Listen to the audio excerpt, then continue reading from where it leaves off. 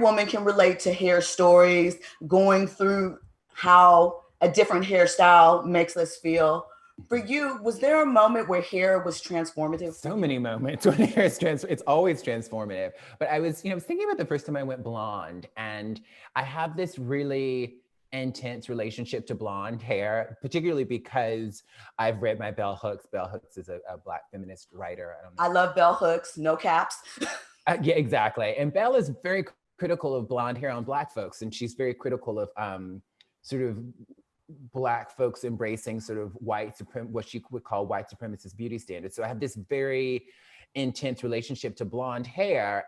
But the first time I went blonde, I felt the world sort of looked at me differently. And I was excited by that, but also troubled by that.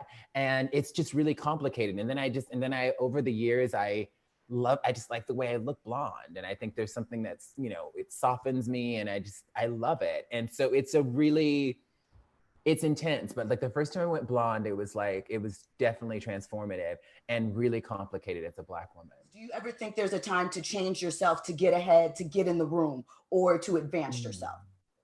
That is a really good question. I think it depends. It depends. And I think there's often compromises that you make in what Bell Hooks, it's going to be a Bell Hooks moment in this interview, what Bell Hooks would call imperialist, white supremacist, capitalist patriarchy.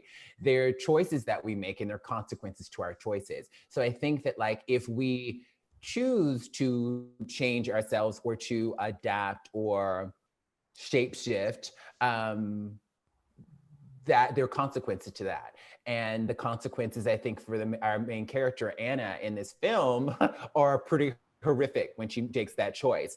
When we choose not to change, there are consequences to that as well. We might not get the promotion, we might not get the job, and there might be a better opportunity comes along, or there might not be. So I think there's choices. We have choices, and there are consequences to those choices. And so I think that I would never tell someone to change or not change, but just be aware of the choices and the consequences of those choices. And when you first got the script, do you look to see, no spoilers, if you're gonna die in a horror comedy? Well, it was Justin, so I was thinking he's a Black man writing this, so I'm thinking and in the film it's mostly Black people, so I did not look for that. I just when I read the script the first time, I was in tears from page one.